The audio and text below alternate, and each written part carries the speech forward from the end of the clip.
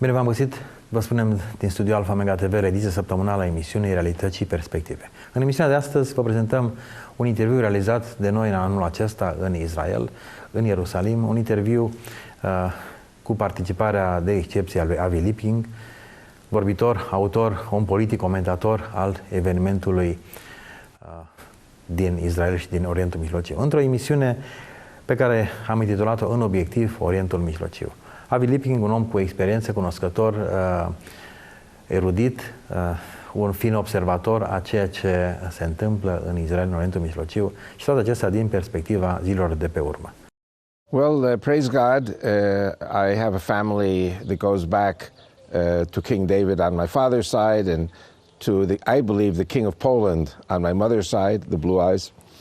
And they moved from Europe to Argentina 100 years ago. And then my parents moved to New York. So I was born in New York. I'm an American, but Spanish is my mother tongue also. And then I came to Israel. My wife is Egyptian, so we also speak Arabic.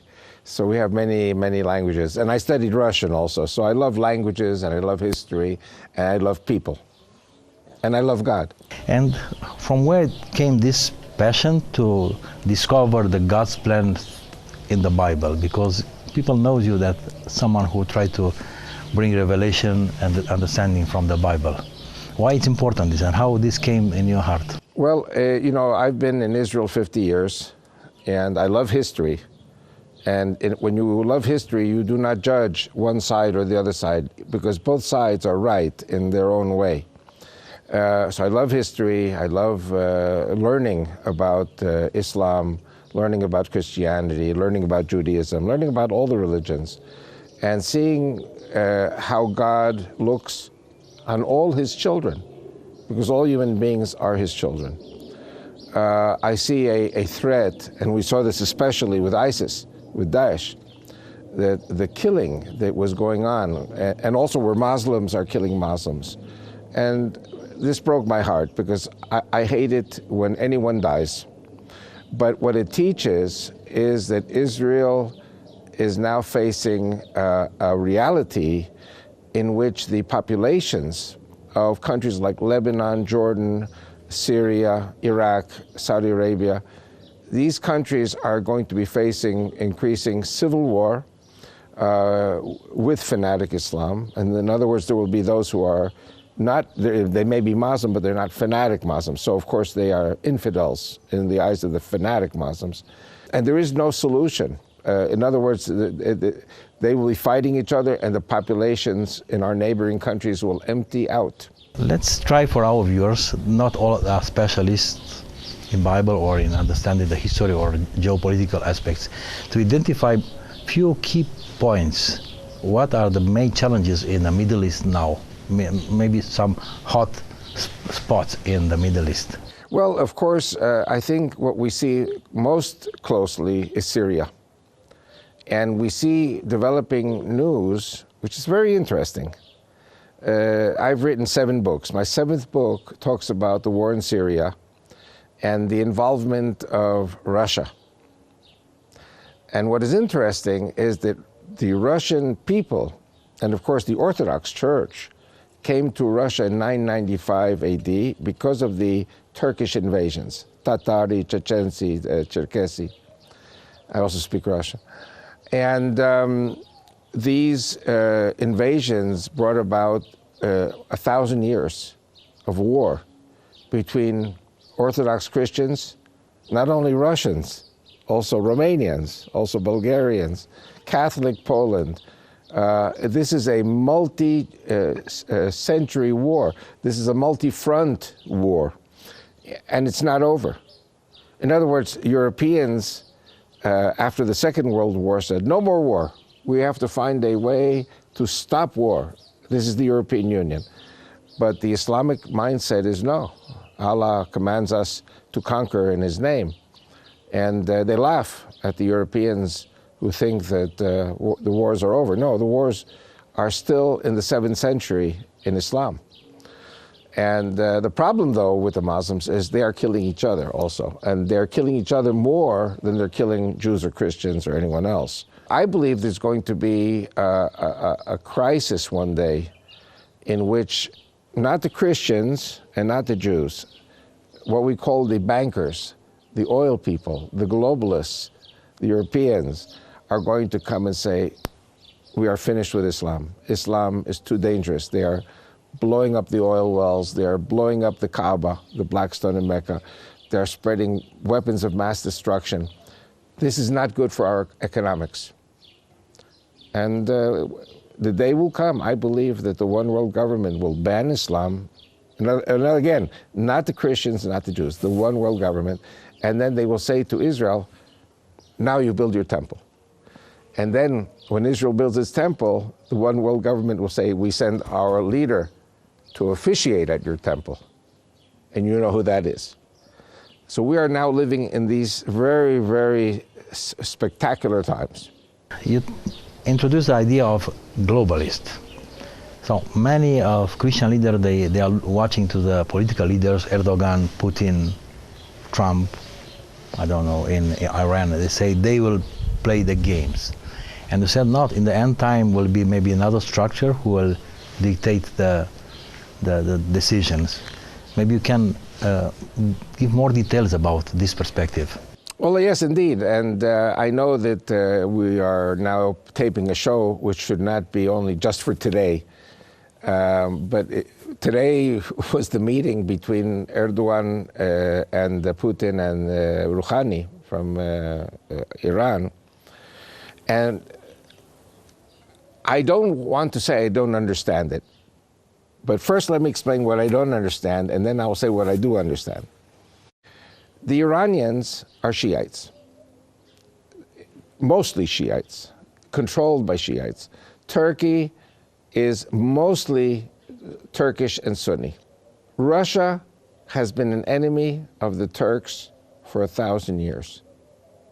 So the way I see it, and I write about this in my book, the Turks and the Russians see each other as Nazis. So, of course, the Jewish people had a problem for 13 years with the Third Reich of Hitler, but it's been 1,000 years between the Orthodox Christians and the Muslims. The Russians support Iran, the Shiites, because the Shiites are the enemy of the Sunni. So you use the enemy of your enemy to do the fighting for you. That's why the Russians, one of the reasons the Russians are supporting Bashar al-Assad in Syria. Don't forget that Bashar al-Assad is also defending the Christians, because the Christians of Syria are 10% of the population.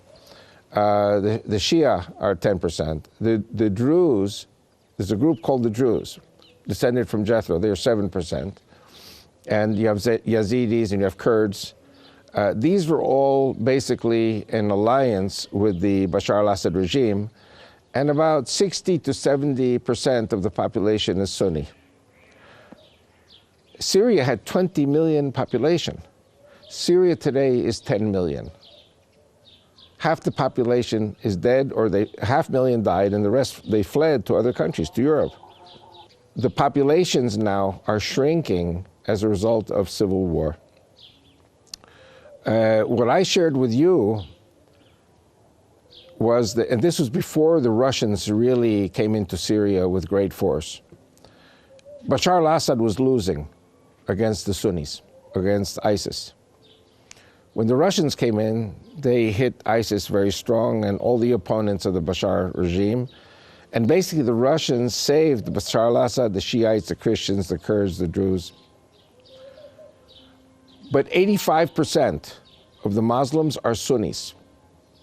And many of them, many of the most extreme, are in South Russia.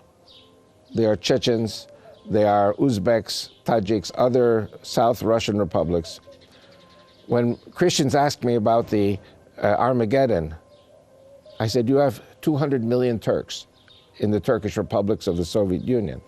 You have 70 million in Turkey. Now, Turkey is a little complicated because Turkey is 31% Shia. But the Shia are suppressed. You don't hear about them. 25% are Kurds. They're suppressed. You don't hear about them so much. So Turkey itself is 44% Turkish Sunni. But the 6 republics of the former Soviet Union, they're 200 million Sunni Turks. So what I think is going to happen is, at some stage, I think that Russia will not be in Syria anymore. I'm going to say something that I shouldn't say as a politician. I'm becoming now a politician. You know, my political party is getting registered. But Putin is a nationalist. Trump is a nationalist. Netanyahu is a nationalist.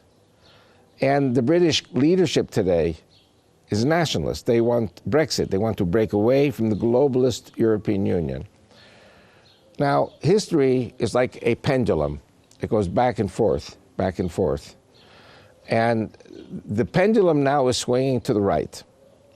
But I think there is a possibility in Russia that the globalist oligarchs, the ones who are making so much money, that some people in Europe may say to them, if you kill Putin, we can make billions of dollars and trillions of dollars.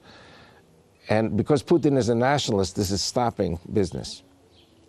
And so, personally, I pray for Putin. I'm not with the globalists. Same with Trump. Same with Netanyahu. If Russia pulls out of Syria, because the oligarchs take over, Syria falls to the Sunnis. Syria falls to the Sunnis, they're going to come to kill the Christians, the Shiites, the Druze, the Kurds, everyone. Now, the Druze have a mountain not far from Israel, not far from the Golan Heights, and there's 700,000 Druze there. And the real reason the Russians came in 2 years ago was to defend also the Druze, because Bashar al-Assad could not do it. We have Druze in our army and in our population. We have a minister, wonderful man, Ayub Kara, who is trying to convince Netanyahu to invade the south of Syria and to conquer this mountain of the Druze, to protect it from any enemy, but especially the Sunnis, which means Israel's borders expand into South Syria. Now, I'm going to tell you a joke, but it's not a funny joke. It's actually a very tragic joke. And there was a Jordanian comedian who received a fatwa. He received a death sentence from ISIS because he was mocking them. He was pretending to be a guard, and a car comes up to the checkpoint and has Lebanese plates. When you see Lebanese plates, there's a problem. There were 4 men in the car, a Christian, a Sunni, a Shia, and a Druze. And they're all friends, because in Lebanon, everyone's friends. See, Lebanon is like Switzerland. All the different ethnic groups, Germans, Italians, French, they're all together. And so the guard, as part of the joke, asked the men, who are you? I'm Druze. I believe in Jethro as the great prophet. Christians, I believe in Jesus Christ. Shia, we are different than the Sunni. We are infidels. And the 4th is Sunni, but he's a collaborator with the enemies.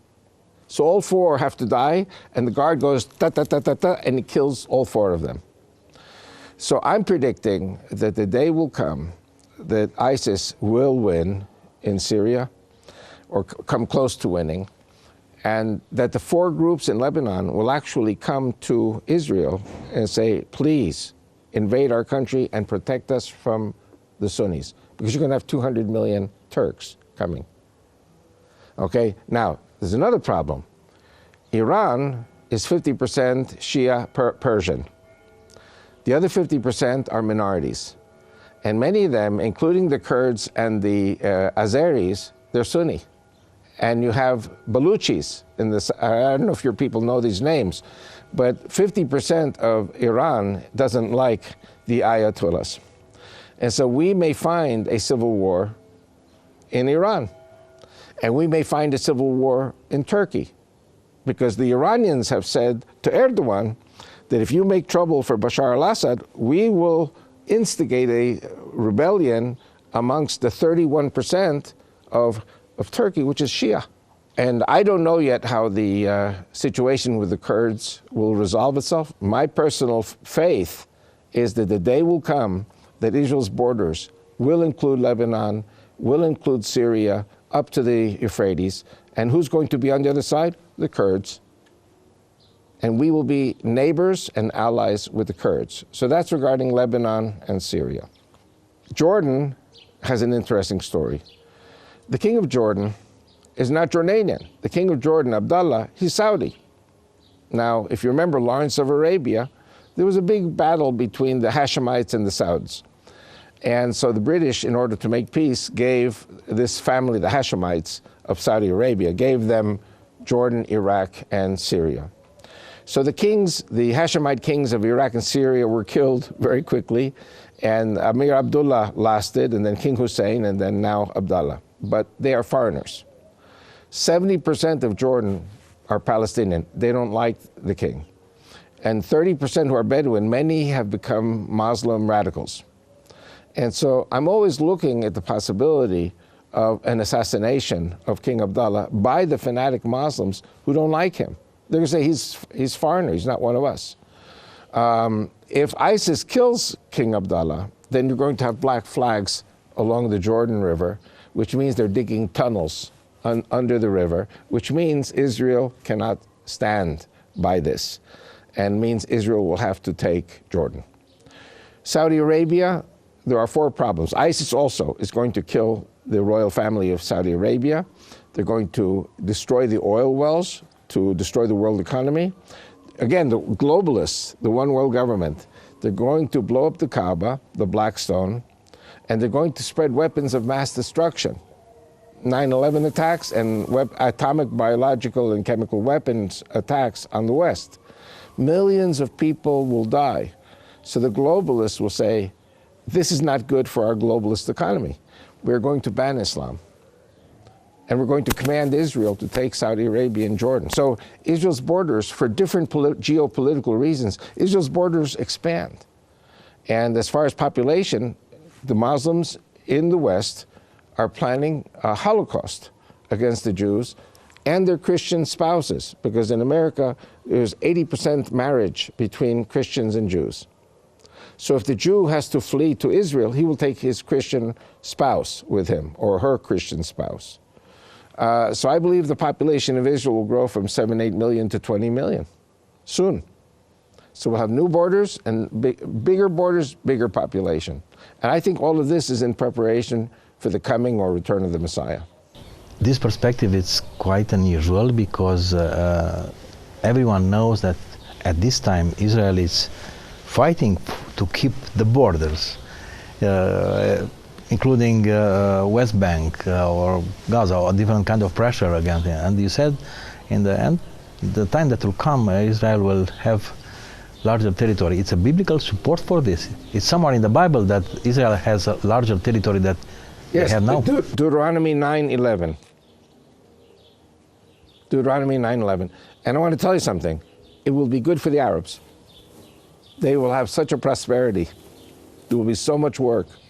And, you know, many times when I meet with Arabs, they're shocked because I say to them, anything good for the Jews will be 100 times better for the Arabs. Anything bad for the Jews will be 100 times worse for the Arabs. So the Arabs should hope for the success of the Jews. Yeah, the Bible said that Israel, in a way or another way, will be a blessing for other nations. Right. I don't know if this includes, we say only as a Gentile in the Christian countries in Europe, we enter under this blessing, but probably the perspective is much, much larger. Talking about the Middle East, everyone is looking to the nuclear potential conflict who came from Iran. Can you describe why, what is the root of this conflict and why it's serious, it will happen? We have to expect a nuclear conflict, or it's something that will be stopped?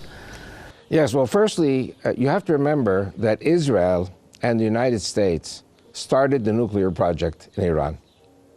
The Shah of Iran was an ally of the United States and Israel. Iran, under the Shah, was the cornerstone of the Cold War against the Soviet Union.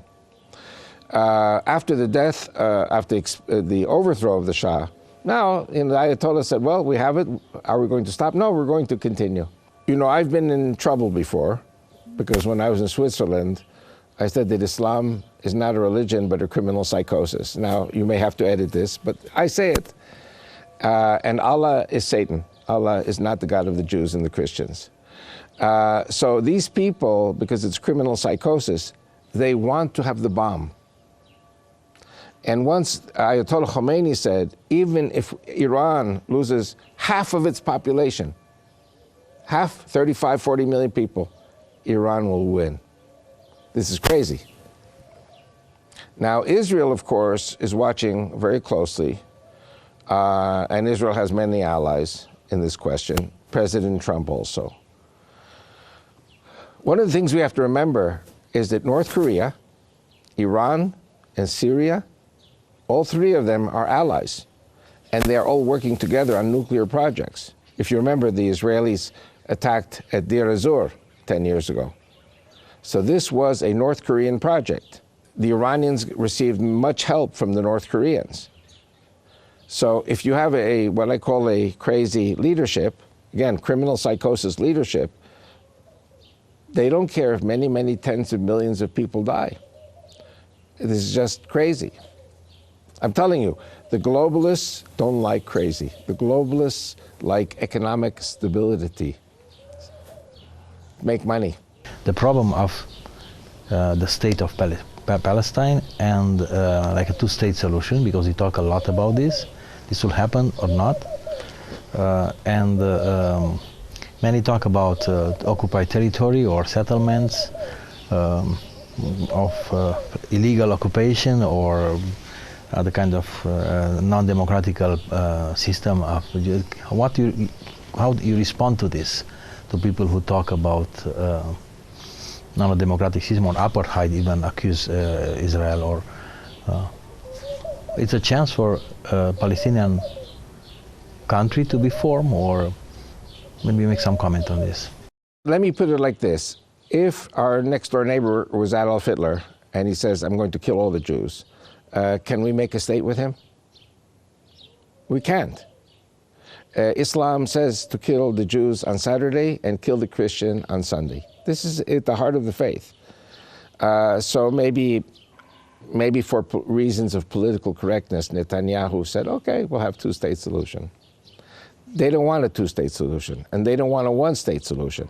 What they want is to kill the Jews on Saturday and the Christian on Sunday. I'm a student of history, and you know, in America, at first there were 13 colonies, and the white people of Europe who came to America, sometimes they did deals like the island of Manhattan, New York City. Island of Manhattan was bought for $24 in trinkets and jewelry. The Indians, the Native Americans, they gave them for $24 of nothing, of junk.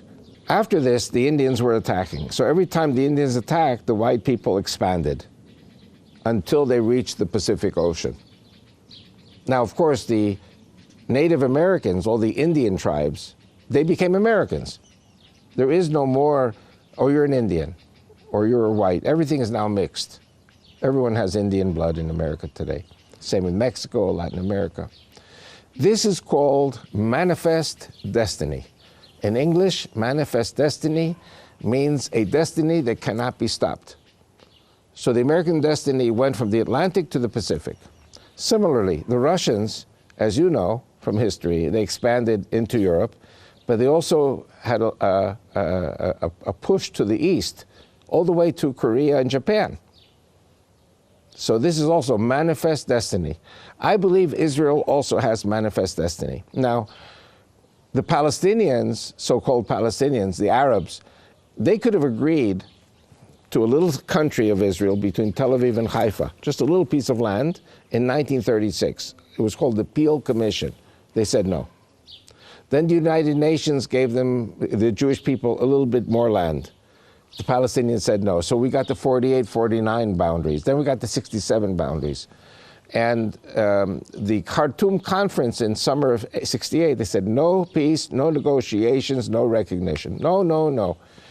And to this day, I mean, we made peace with Egypt, which has been a very good peace. We made peace with Jordan, which is a very good peace until now. but it all ends with one bullet. One bullet, it's over.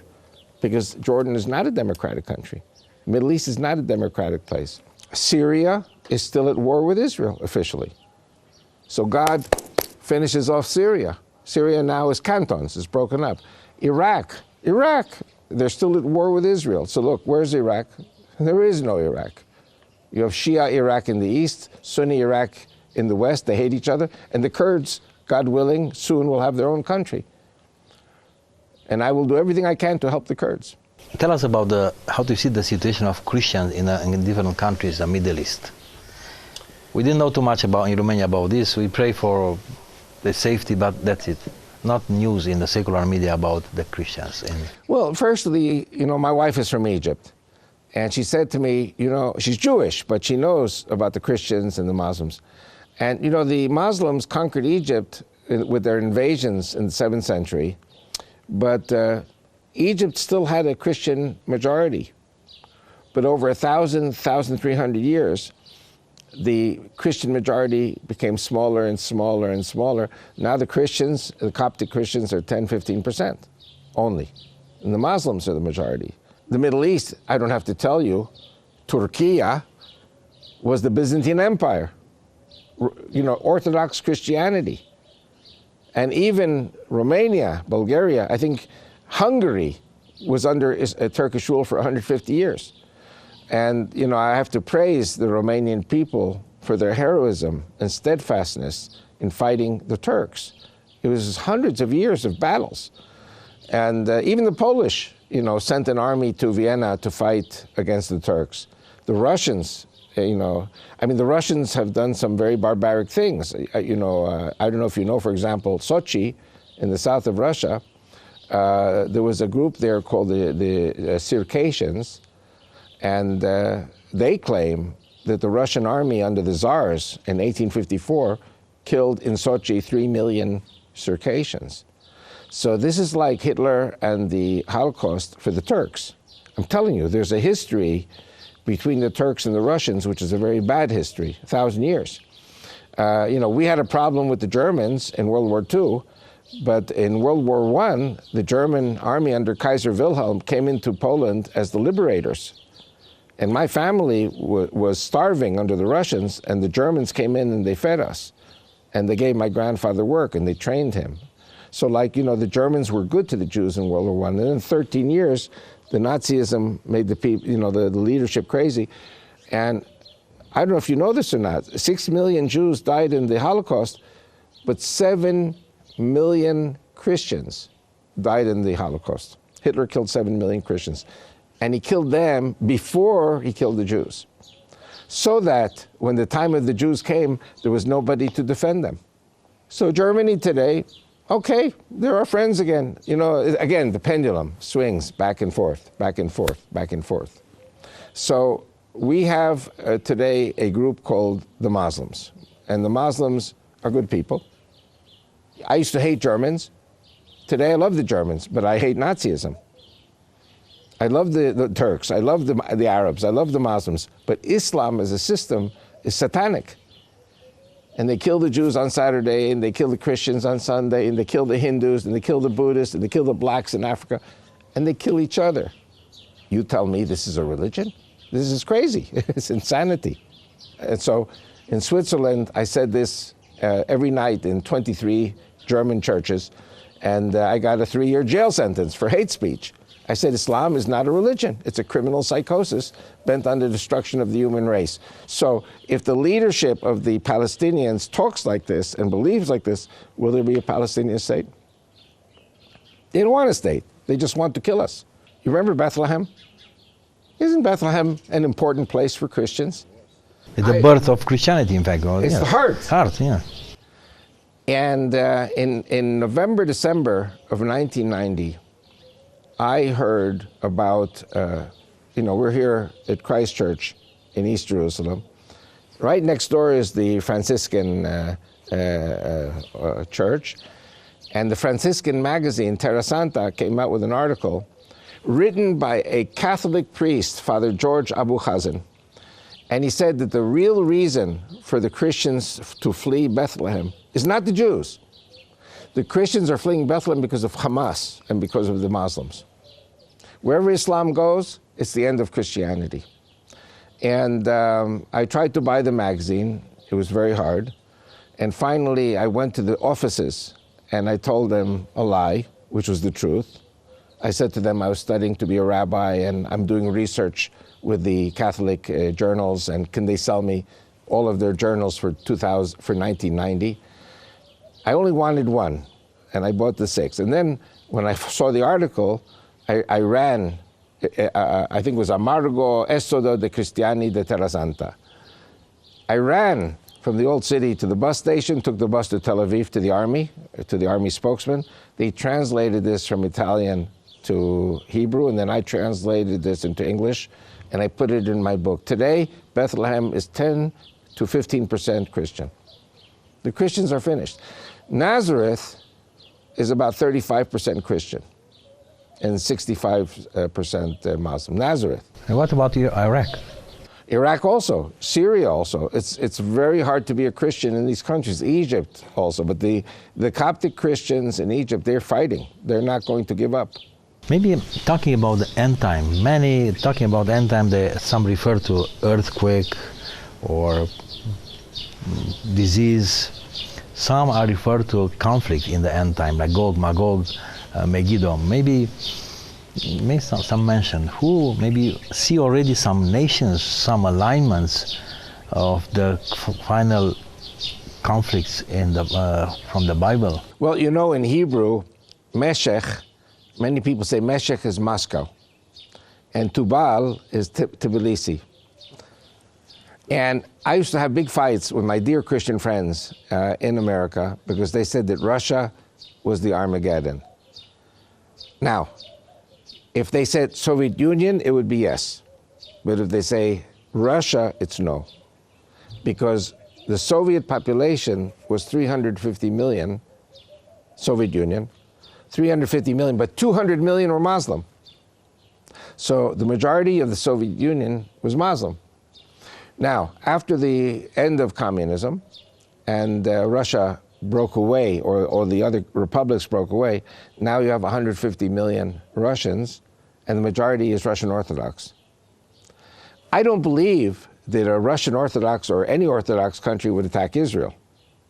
But the Muslim Turks of the 6 republics and Turkey and other countries that are Muslim, they may want to attack Israel in an Armageddon-type battle. And Erdogan said it. He wants to create an army to destroy Israel. You see Erdogan being more and more as a leader of the Muslim movement? He wants to be, yes. But Arabs don't like him.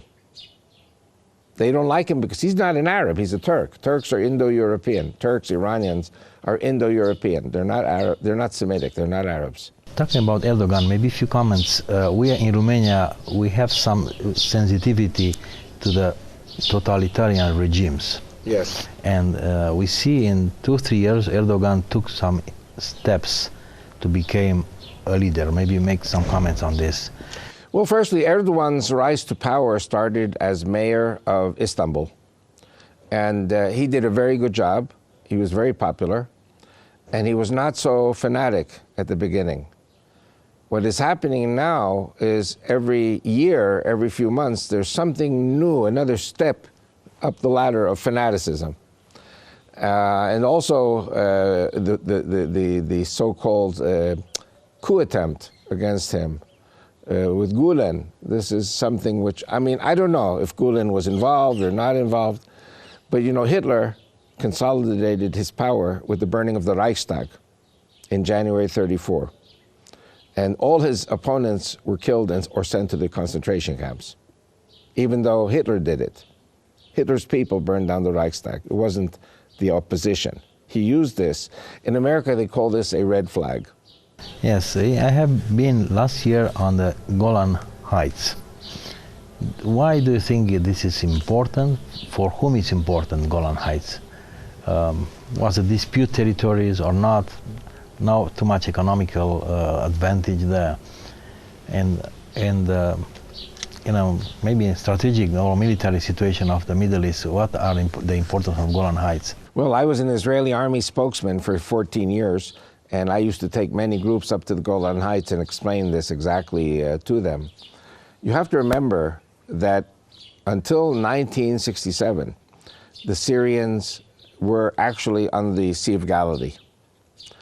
And whoever's on the Sea of Galilee has some control on the Sea of Galilee and threatens anyone else who's on the Sea of Galilee. And theoretically, the Syrian army at that time could have marched on Tiberias, the city of Tiberias, taken in 15 minutes. It's not a big deal. In 1973, in the Yom Kippur War, the Syrians had a breakthrough in the south of the Golan Heights. And they made it to the Sea of Galilee almost. But they stopped because they couldn't believe that they won. And by then, the next day, the Israeli reserves came and sent them back and then moved all the way to Damascus. So one point is the water. The second point is strategic depth.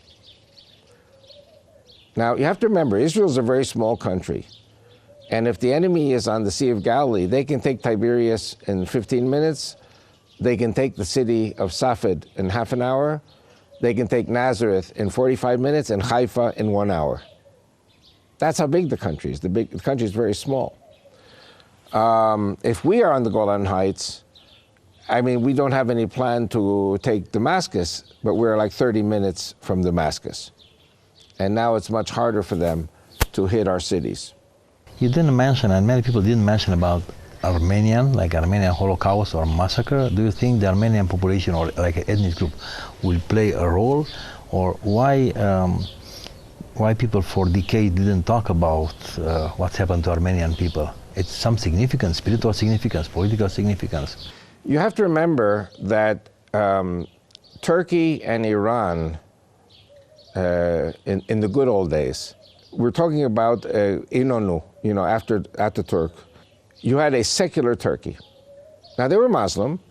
They were not very happy with Israel, but we had normal relations with them.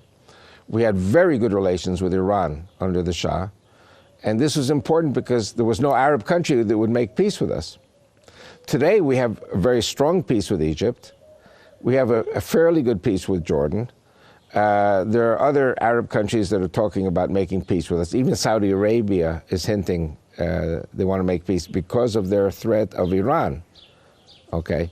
When you look at the overall picture, if you need Turkey as an ally, then you don't want to talk about the Armenians. This is inconvenient. And so there are many people in the Israeli government, they don't want to talk about the Armenians, okay? Now I, myself, am forming a Judeo-Christian political party. It's not one of the principles of the party, but one of the first things I'm going to do, if I get elected to the Knesset, is to work for recognition of the Turkish Holocaust of the Armenians, because the Armenians are our brothers. Again, I'm forming a Judeo-Christian party, and the Turks killed the Christians. So this is something, my position is we have to defend our Christians. And for me, the Armenians are our Christians. Tell us something, your understanding about what the theological mentioned, like Isaiah 19 highway. Okay, this now will happen now. Yes. The Isaiah 19 highway is a prophecy that there will be a highway that goes from Egypt through Israel all the way to Assyria. So people can say today that means Iraq or... Not Syria, Assyria. Assyria, yeah. Would be the same place. Again, many things written in the Bible apply to new countries which were not around at that time. And many people ask me this question. I believe in the end, yes, there will be a highway when all this is under Israeli control. In other words, what I said to you before, when we reach the Tigris and Euphrates, when we reach the Kurds, and the Kurds, for us, will be fantastic neighbors. Why not? Of course there'll be a highway. But Isaiah 19 is also very interesting, because at the very first verses of Isaiah 19, it says, Egyptian will fight Egyptian, neighbor will fight neighbor, brother will fight brother, and city will fight city.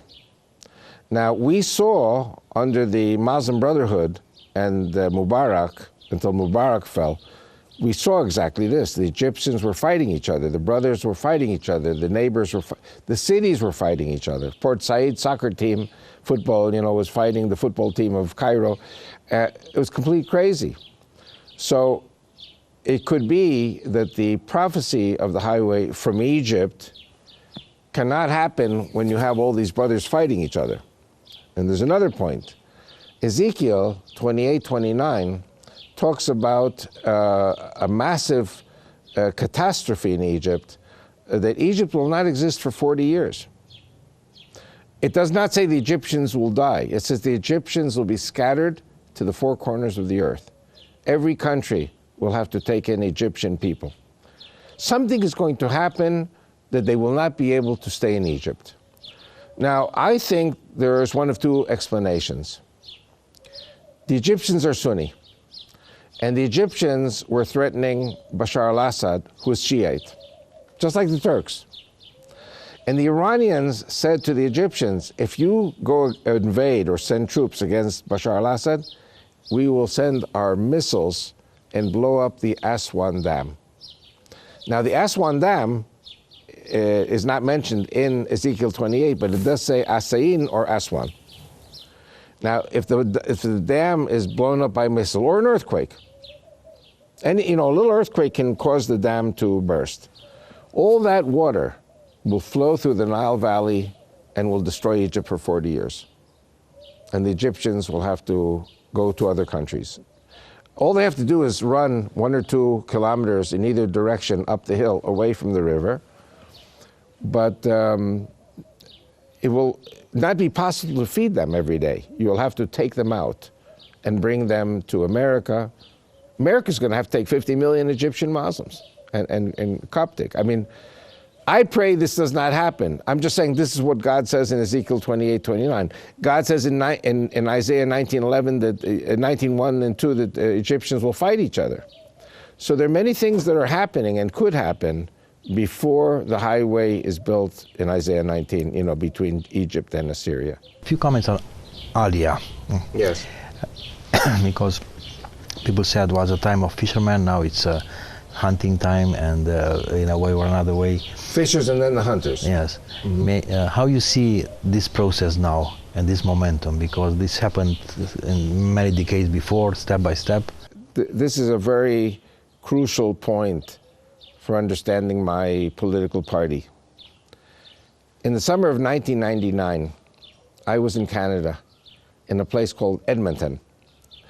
And I was in churches, and I was in a synagogue. And in the synagogue, there was a Christian lady who told me and told everyone that she was coming to the synagogue because Jesus went to synagogue on the Sabbath. So she wanted to see Jesus the Jew. And it says in the New Testament that Jesus read from the law, read from the prophets, and then he gave a sermon. This is exactly how we do it today in the synagogue. So she wants to understand the Jewish roots of Jesus. And so she told the story. She is a social worker for the government of Canada, city of Edmonton. And she said that she was working as a social worker for an Egyptian Muslim woman doctor who was in hiding. She had asylum in Edmonton. The jihadi people wanted to kill her because they said to her, you are going to be in Canada, you're going to collect for us all the names and addresses and telephone numbers of all the Jews and their Christian spouses, and we are going to kill all of them. And she said, I'm a doctor. I'm here to heal people and save lives. I'm not here to kill people, even the Jews. She was a Muslim, a good Muslim woman, but she wasn't a murderer. She was a doctor. So they said to her, you don't want to work for us? She said, no. So standing next to her was another woman helping her in the clinic. They took a knife and they cut her throat. And they said to the doctor, if you don't work with us, this is what is going to happen to you. This is before ISIS, before Daesh. This is 1999. And she said also that the Canadian police told her that 90% of the Muslims are peacekeeping people, 10% are terrorists. Now, if you have 30 million in the United States, this is what I have discovered, 30 million Muslim in the United States, and only 10% are terrorists, how much is that? 3 million. The Jews are 6 million, and Christian spouses, 4 million, so it's 10 million. 3 million Muslims with AK-47 Kalashnikov, and the Jews don't want to have guns. The Jews are in favor of gun control in America. The Muslims are not in favor of gun control. The Muslims have the guns. This is a Holocaust waiting to happen. And I believe that the survivors, the Jewish and Christian survivors, will be fleeing to Israel. And my party will be the biggest political party in the Knesset, because my party will represent the 10 million immigrants. Tell us a few things about your party, because is the need for a new party? Maybe at the beginning, some introduction about the political structure in Israel, because people didn't know too much. Few ideas, few names. Yes, well, the Israeli political system is very much like the European system. We have something called proportional representation. In other words, we have like 35 political parties, and each one is looking for the votes of their sector. Okay? My sector will be the Christians and Jewish people who are with the Christians, and Jewish people who have lived in Christian countries and understand that especially the Western Christian system is the best. It doesn't have to be America. It could be Canada, America, England, Holland, Germany. I mean, these are the most prosperous countries. These are the countries everyone wants to go to. I want to bring this here to Israel. Now, the Christians in Israel have no representation in our Knesset. The Muslims, who are our enemy, they are sworn to kill us. Their religion forces them to kill us. The Christians are married to us. They serve in the army. They pay taxes. They vote. And there's not even one in the Knesset. So they are 8% of the population. 2% of the population is Arabic-speaking. 6% Russian-Ukrainian. That's 8%. And also now we have some Ethiopian Christian who came. But I think it's going to go from 8% to 20 or 30%. When you have 10 million Jews and Christians coming from the West, the percentage of Christians will be 30%. So my party will be the biggest party. Make some comments on the recent tension which is raising up in the Gaza area. Not too much news in Romania about this. Maybe from time to time we heard about tunnels, but not this kind of reaction. What is the roots of this reaction in Gaza now? Well, if you remember, before Israel handed over Sinai to Egypt in 1979, 1981, we had Jewish settlements in Sinai. And Anwar Sadat said, you have to give all the land. We gave all the land to the last millimeter. The peace with Egypt was not so good originally, but now the peace is getting stronger and stronger, especially between the Egyptian military and the Israeli military, and also the governments. We are even beginning to see more Coptic Christians coming to Israel, to their churches on pilgrimage, which is very good. Now, we had Jewish settlements in Gaza. And Ariel Sharon, it wasn't negotiated, Ariel Sharon said, these Arabs, these Palestinians are digging tunnels underneath our military positions and underneath our settlements. One day, I don't know if you remember, there was a guard post with 6 soldiers, Israeli soldiers, and the Hamas dug a tunnel underneath and then they blew it up and they killed the 6 soldiers. This is sandy ground, it's sand. And so they can dig tunnels anywhere they want. And so Ariel Sharon came to the conclusion, we cannot defend our settlements and our military positions. Let's get out of Gaza. So we got out of Gaza, we gave them Gaza, said it's all yours. Now they're digging tunnels into Israel to attack our settlements. And they have tunnels that go for kilometers long. Maybe something at the end, like a challenge for our viewers. How do you see the country in Eastern Europe related to Israel? Probably one of the issues is that moving the embassy, or praying for Israel, or having economic relations with Israel, or not to be against Israel, or protecting the Jewish who are still in the country, or encouraging Aliyah. How you see maybe these few countries in Eastern Europe, including Romania, in relation with Israel? Well, yes, indeed. I think we can say that the East European countries are the most understanding of Israel, because the East European countries know the terrors of dictatorship, and now Eastern Europe is free. Also, many Jewish people in Israel came from Eastern Europe, including my family, because my father's family was from the Ukraine and my mother's family was from Poland. I think Czech Republic is working to transfer their embassy to Jerusalem. Interesting point, which is a different subject. There are 3 countries that I know of that have banned Islam. There is no Islam. Japan. Okay, can you say Japan is a bad country or Japan is a crazy country? Japan has banned Islam. They said, this is a crazy system, we don't need it here.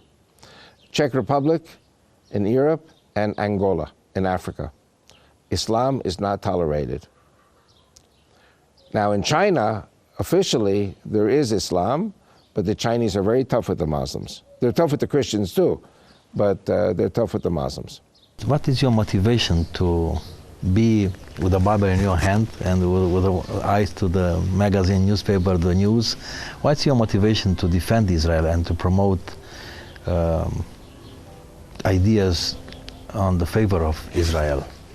Firstly, I think I told you that I was an Israeli army spokesman for 14 years. And also I was from 1988 to 2002. I was also senior editor and translator in the Prime Minister's office under Yitzhak Shamir, and I translated from the Islamic press. My wife worked, because she's Egyptian, speaks Arabic, as a monitor. She was listening and watching the Arabic broadcasts. And you hear, and you hear, and you hear, and you see all these crazy things that the Muslims are doing. And then you come to the Christians, and the Christians, forgive me for saying it, are like little sweet babies. Christians cannot understand the evil of Islam. They can't understand why the Muslims do these crazy things. And the answer is very simple, because their God is Satan. And all who believe in Allah are following Satan. And you know what? Satan first kills the people who go for him and work with him. Hitler killed 20 million Germans. Anyone who followed Hitler was killed, in the Second War. People who followed Stalin, the Russians and the Ukrainians lost 30, 40 million people. All of this is Satan. And so my position is very simple. I believe God is saying to me, go and preach. Go and preach. And I'm a Jew. But the Jews and Christians are one people. We're the people of the book. And our only difference is Saturday, Sunday. The final questions. Yeah. Because in Europe, we are facing with immigrants, and there are 2 positions: to love them, to embrace them, to use the chance to share the gospel with them, or to be very cautious, or to have reserve to consider them as the terrorist. These are 2 approach in Europe. What do you say about this? Even in Romania, there are these 2 kind of perspectives. We have it now in Israel with the 35 or 40,000 infiltrators who came from Africa. Should we embrace them and give them asylum, or should we expel them? We have the same debate here also. Remember what I said before about Canada, where the Canadian police were saying that 90% of these people, of the Muslims, are peacekeeping, law-abiding citizens. Only 10% are terrorists. Now, I think that leaders like Angela Merkel think, well, we can manage, if it's only 10%, the police will take care of that, and 90% will help build the German industry, the German economy. So I think that there are people who are saying, forget about God, the only thing that interests us is the economy.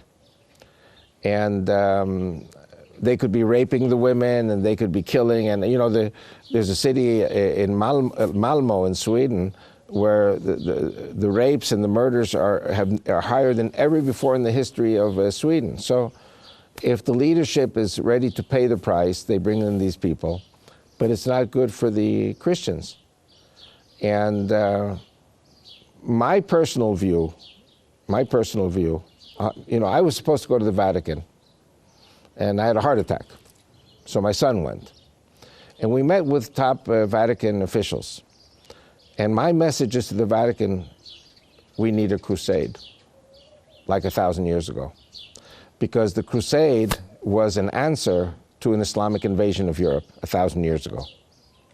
And now we're having an Islamic invasion again, thinking this time the result will be better.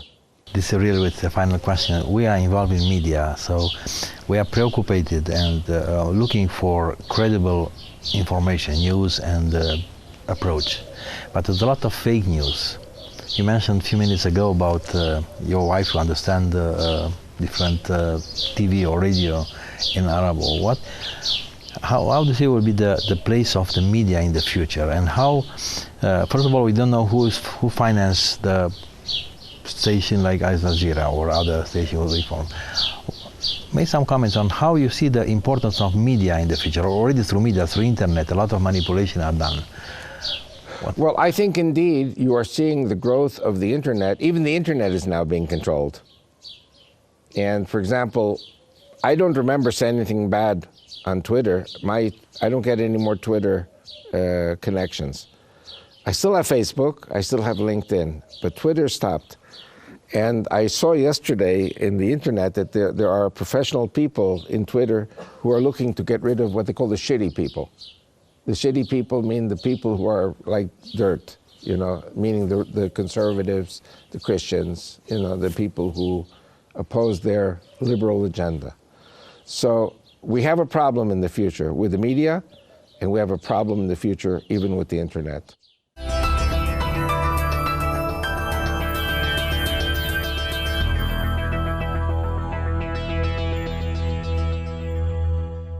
Am urmărit împreună un interviu realizat în Israel, în Ierusalim, anul acesta cu Avi Lipkin, autor, comentator politic, chiar om politic de bun renume în Israel, un bun cunoscător al fenomenului politic în Orientul Mijlociu. Toată această discuție v-am îndemnat la începutul emisiunii să o urmăriți din perspectiva vremurilor de pe urmă, pentru că știm, cunoaștem, lucrurile în această vreme se focalizează, se centrează pe ceea ce se întâmplă în Israel și în Orientul Mijlociu. Până la o nouă ediție, Realități și Perspective, Dumnezeu să vă binecuvânteze!